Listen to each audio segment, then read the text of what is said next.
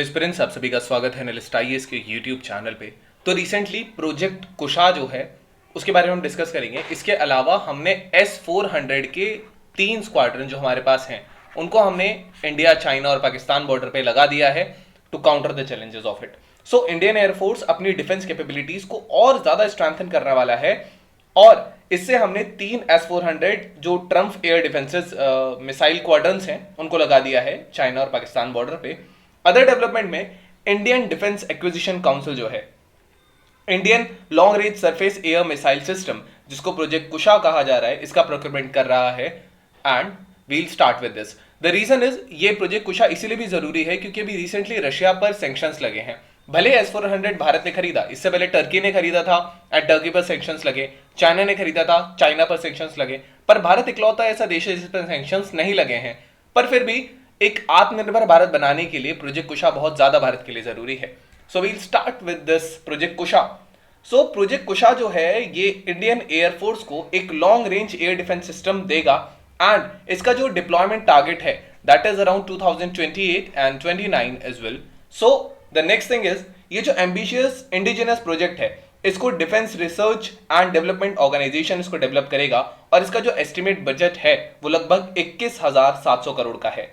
ये इजराइल का जो आयरन डोम सिस्टम है उसके पैरेलल ही वैसा ही हम डेवलप कर रहे हैं और प्रोजेक्ट कुशा जो है ये केवल जो इजराइल का आयरन डोम सिस्टम है उसको मैच नहीं करेगा लेकिन उसकी कैपेबिलिटीज को भी ये बहुत सरपास कर देगा क्योंकि इसकी रेंज जो है वो लगभग 350 किलोमीटर बताई जा रही है एंड जो इजराइल काउंटर पार्ट है उसकी जो रेंज है वो 70 किलोमीटर तक है।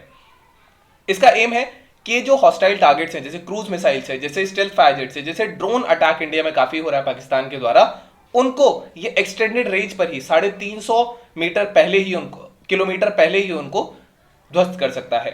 सो इसकी की फीचर्स की बात करेंगे तो ये जो LRSAM है, long range surface to air defence system है, ये advanced long range surveillance of free fire control radars के लिए हेल्प करेगा और ये इंडियन एयरफोर्स को हेल्प करेगा कि वो इफेक्टिवली जो एयर स्पेस है उसको मॉनिटर कर सके और जो एनिमी थ्रेट्स हैं उनको हटा सके।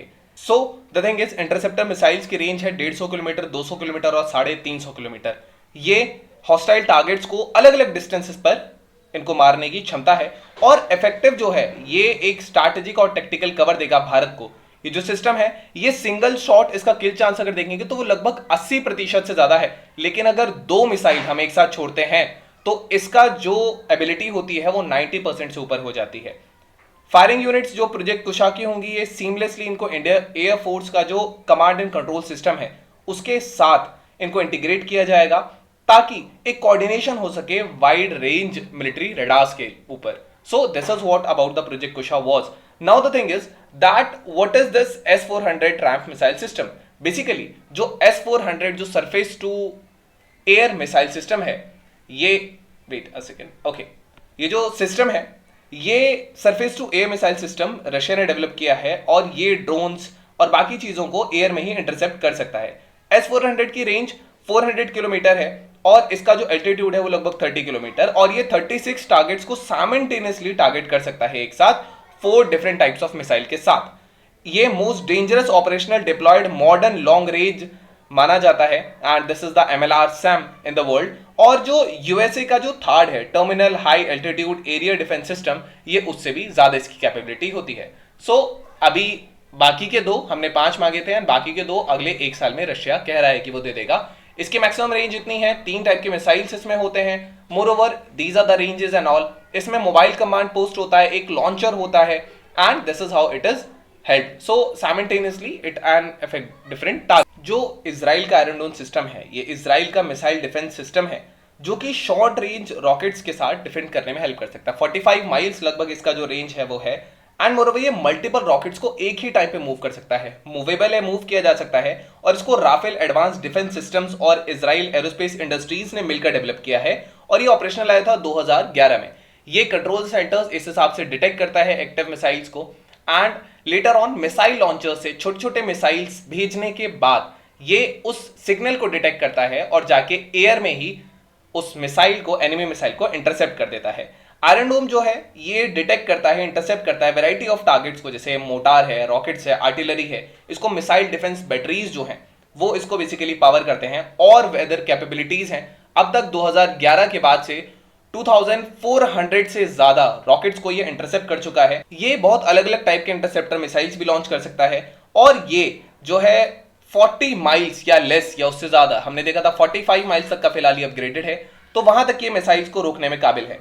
और ये लेकिन एक प्रॉब्लम है कि इसको कंटिन्यूसली रिलोड करना पड़ता है इनकमिंग टारगेट मिसाइल्स को इनकॉर्पोरेट करने के लिए। नाउ कुछ इंपॉर्टेंस क्या है प्रोजेक्ट कुशा की भारत के लिए, तो अगर हम देखें तो जो रीजनल सिक्योरिटी थ्रेट है चाइना पाकिस्तान से, उसको काउंटर करने में हेल्प करेगा।